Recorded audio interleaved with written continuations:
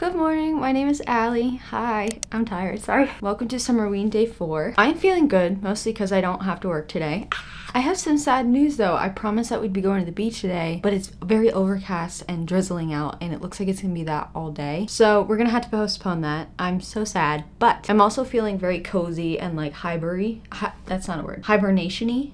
That's not a word either. Hermity. There we go. It is time though to pick my next book, and I'm going back to the jar. Let's see what comes up. Our choice is, you can't see that. Yay! Someone you can build a nest in. Yes! I've been really wanting to read this. If I was being honest, this is what I really wanted to come out of the jar. This one has a lot of genres in it. There's romance, there's horror. That actually might be the only two. But our main character is the monster. Her name is Shishishen, and she's been hibernating. Oh my god, that's my mood right now. In this abandoned like mansion or something, and she's awoken early by a bunch of dudes' voices. They're trying to come and kill a monster. She disguises herself because she can sort of shapeshift, and she tries to pretend to be a human. It doesn't go so well. She gets injured. I think she kills 2 of them. And now she's on the run, but she's hurt. It says she's nursed back to health by Homily, which is this lady that Shishishen instantly falls in love with, which is very cute. What's not so cute is that Shishishen thinks that Homily would make an excellent co-parent, an ideal place to lay Shishishen's eggs so that their young could devour Homily from the inside out, which is their custom in the monster lore. But as they grow close, she realizes that humans don't think about love that way. So they fall in love. But just as Shishishen starts to reveal who she is, turns out Homily's family is like monster hunting legend people. So there's gonna be some issues, there's gonna be some tension, and I really don't know what's gonna happen. I did read the first chapter like a week ago or something, and I loved it. It was really energetic, it was fairy tale like, but it was still dark, but it was still humorous. So yeah, I can't wait to get into this. I also have the audiobook from my library. I do need to clean around my house, so fun.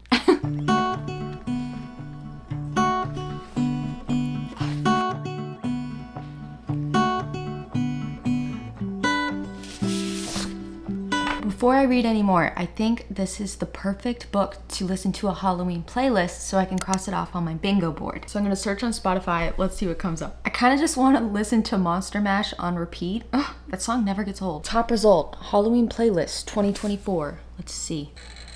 Oh yeah.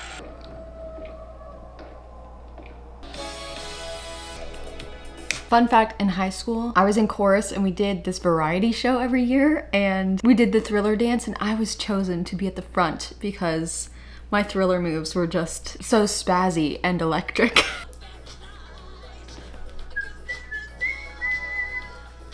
Okay, actually I don't think I can read and listen to this. Alright, I'm gonna get ready for the day as I tell you what I've read so far. And I'm gonna try using this little roller for my dry bangs just to try it out. We'll see what happens. Isn't that attractive? I've read 80 pages, parts 1 and 2, so I'm a quarter of the way through. And literally everything has already happened that's in the summary. Homily and Shishishen became very close very fast. And if this were like primarily a romance, it might be a little too fast for me. But like feelings technically haven't been shared yet, but you can tell like, they're so in love, and I do love it.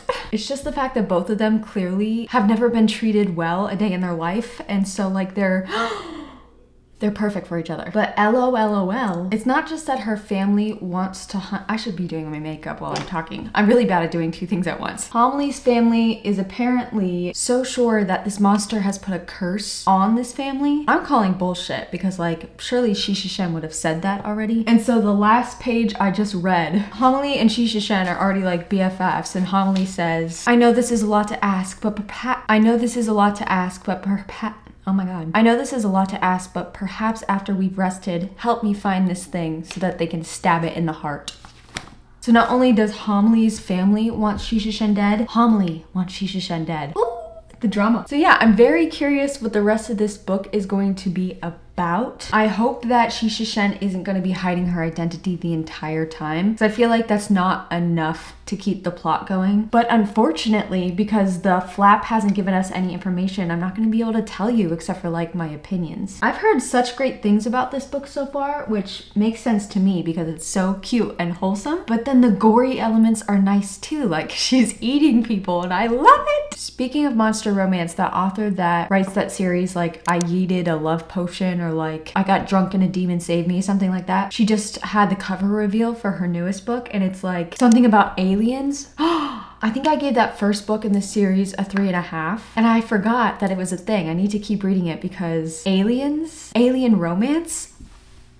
I'm so sure that's gonna be a good book. I do think I'm going to try out the audiobook so that I can get some cleaning done. It's so annoying that you just have to continuously clean your house for the rest of your life. Sometimes it's fun. When I'm really overwhelmed with life, cleaning is actually so soothing. But when I'm kind of having a good time with my life, I'm like, let it just rot, please. My house, that is, not my life. Other things I might do while I'm listening to this audiobook, I did purchase one of those raising desks. I got a really cheap one online. It was like $80, which makes me think it might fall apart or might even be broken right now, but I need to build it and then move my furniture around to figure out where I want to put it. I got one of those walking pads too, but it shouldn't be here till like the end of the month. So yeah, those are the exciting Monday plans today. Also, I don't know if it's just the summerween thing or that I took like a fall inspired picture with my book this morning, but I think this book is just really getting me in the fall mood. I do really like fall, but I'm never like yearning for fall, but today I kind of yearn for it.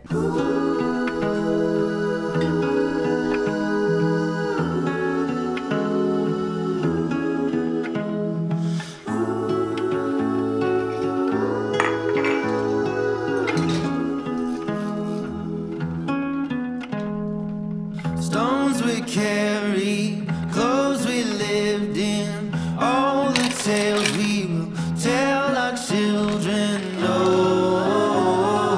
All right, I'm about 60% of the way through, and obviously no spoilers, but this beautiful duo here is spending a lot of time with Homilie's family, who are insufferable, as you can imagine, and it's just a nice, cozy time. I like being in Shisha Shen's head. The audiobook, the lady is like British, which was a shock to me because I did not picture Shisha Shen British, but she sounds so fancy now and sophisticated. I really have a hard time reading about really horrible parents in books. I'm sure you can imagine why, from all that I've overshared the last few vlogs. But it's a little bit more bearable because the horrible parent isn't like our narrator's parent. It's our narrator's lady's friend's parent. So there is like a level of removal, and it's interesting seeing Shisha Shen witnessing this, because my first instinct as someone who has gone through some shit with some parents is to be like, Homilie, just never fucking talk to them again. Like, what's the big deal? But I had to remember that took me like decades to figure out. So Homilie's on a journey. We'll see how she deals with this. And Shisha Shen actually had something very wise to say on this matter as I was kind of getting frustrated. She says, "This was the same mistake so many humans made, believing someone would leap over trauma when it hurt them badly enough. That wasn't how it worked, and the monster knew it. And you know what? I know it too." All Shisha Shen could do for Homilie was be patient with her and make space for her, and eventually, one day, behind her back, eat her mother. Yes! So I like that the author is being so aware. It's nice. And I just really like this story. It's very chill. I'm not frothing at the mouth for it. Like, I don't know that this will be 5 stars, but it's very wholesome, comforting, but interesting. It's not boring. I like the characters. I think the plot is a little bit like, what the fuck is going on? Like, what are we doing? But I really don't care because I'm liking the atmosphere, the narration, and the characters. Like, that's all I really need. It is 2:40. I can't believe I'd still be working right now if I hadn't taken the day off. So,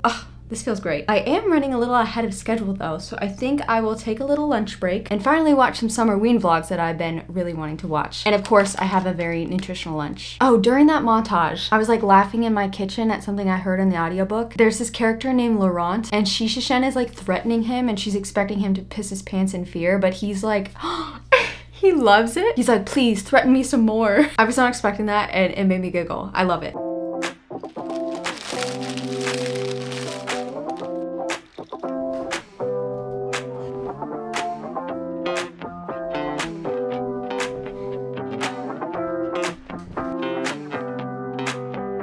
I want to see how bouncy my bed is. Not bouncy at all.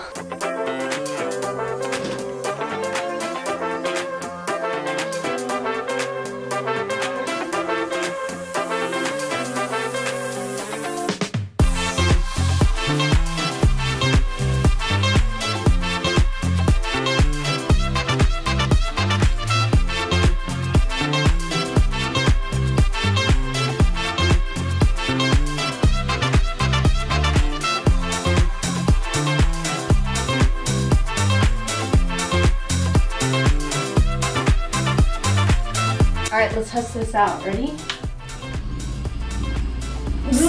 JK. OMG. All right, I just finished Someone You Can Build a Nest In. It was really action-packed there for a minute, and I was surprised by something. I think you saw my reaction, and I think that's exactly what I needed to read right now. So yeah, I really enjoyed this. I do think like the ending went on a little too long. I mean, I like how it wrapped up, but I think it was way too extended, just in my opinion. So I think I am going to give this a 4-star. If you like, oh, there is a moth, sorry. If you like cozy books, I think you should read this, but also any sort of creature, and the monster aspects in this I thought were really cool. Those were my favorite parts. Obviously, I love Shishishen and I love Homily. It does make me want to read like a real romance because I think I need a little bit more yearning, but this was so wholesome and sweet and I really liked it. Also, I just can't get over her face and her hair. She's just magnificent. This is the earliest I've finished a book so far for Summerween. It's only 6:40 and I should probably just like edit and get done early so I can get a good night's sleep, but I kind of want to watch a scary movie because I still need it on my bingo. So let's look at my bingo. Read a book in the dark. I accomplished that last night. Watch a scary movie. That's what I need to do. Read a book with 5 words in the title. I've done that twice now. Read a book that takes place in the summer. Technically, The Last House on Needless Street could cover that, but I have more on my TBR that are locked in. They're locked in for that bingo. Read a thriller or horror book that is definitely covered now. Bake a fall-inspired treat. I forgot I need to do this. Okay, I need to think more about that. Listen to a Halloween playlist. I accomplished today. Read a book outside. I did that yesterday. Read a book with the night sky in the cover. I did that a couple days ago. So we are looking good. I just need to watch a scary movie and bake a treat, as well as read my summer themed book. Hopefully I can do that tomorrow, and hopefully it's not raining or overcast tomorrow so we can go to the beach. I wasn't sure which movie to watch for this, but because I read The Midwich Cuckoos, which is the inspiration for this movie called The Village of the Damned, I think there's a couple different editions. I got a few people, my subscribers, thank you so much for telling me that there's a movie. So I think I'm gonna watch that tonight with Grant. As for this desk, I haven't fully figured out what I'm gonna do. I now have 3 desks. It's too many desks for one house. I'm just trying to figure out like when I would use it more, when I'm editing, or do I want it when I'm working just to have that option? Because 8 hours is a long time to sit on my ass. I'm gonna leave that decision for another day. I think I'll sign off now. Thanks for hanging out with me again, and I'll see you tomorrow. Goodbye!